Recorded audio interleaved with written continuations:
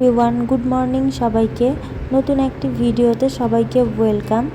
তো আজকের দিনটা আমি পুজো করেই শুরু করব। সকাল সকালে আমি স্নান করে নিলাম, স্নান করে সিঁদুর পরে নিচ্ছি।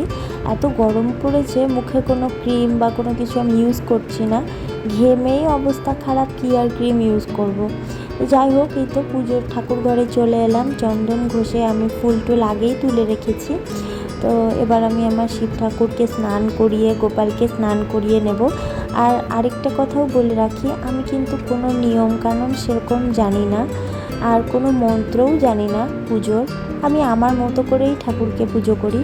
এখন বাকিটা তো ভুল হয় না কি হয় সেটা তো আমি বলতে পারবো না। আমি আমার মতো করে পুজো করার চেষ্টা করি ভক্তি করে, এবার বাকিটা ঠাকুর জানে। আর এই তো আমার গপুকে স্নান করিয়ে নিলাম। এবার ওকে ড্রেসটা চেঞ্জ করিয়ে দেব, আগের ড্রেসটা। আর এই দেখো, ওকে যে ড্রেসটাকে, এই ড্রেসটা না আমি ওকে বানিয়ে দিয়েছি, ওকে পরে কেমন লাগছে অবশ্যই কমেন্ট করে জানিও। আমার গোপালটাকে কি মিষ্টি লাগছে দেখো, এই তো আসনে বসে গেল। এবার ফুল ফল যেভাবে পুজো দেয় আর কি, আমি সেভাবেই পুজোটা দিয়ে নেব। আর হ্যাঁ, আমি চন্দনের ফোঁটাও দিয়ে দিলাম ওদেরকে। আরও ঠাকুর আছে আমার আসনে, আর একটা ভিডিওতে আসলে সব কিছু দেখানো সম্ভব না। এই তো এইভাবে আমি পুজো করি।